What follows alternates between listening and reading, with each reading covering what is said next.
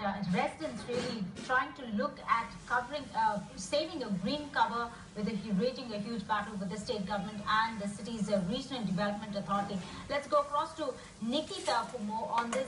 Nikita, interesting to see how one colony has got together to really save the green cover around the area. Yeah, absolutely. You know, at this point, it's no secret that the green cover in Mumbai is diminishing more and more every day. It's becoming more and more concretized, more and more urbanized.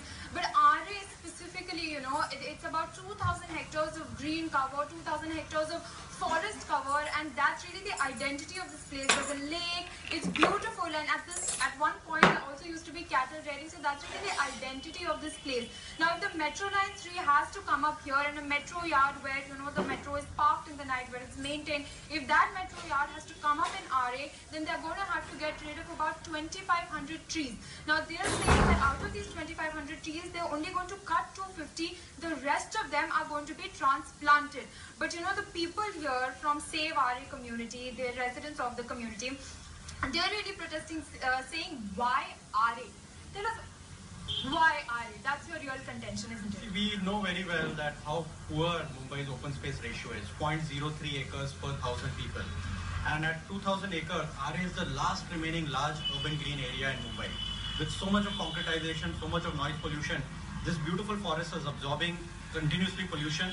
Thousands of people are taking walks over here. It can be developed as a world-class recreation site.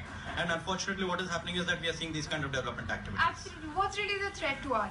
See, I mean, for last several years, especially in the last 3 to 5 years, almost 1,000 acres of RA land has been given over to various public and private projects. Some of them are the Film City, the Royal Palm, you know, the large society that has been built over there. More recently, Force One has been set up to support the, you know, Mumbai public.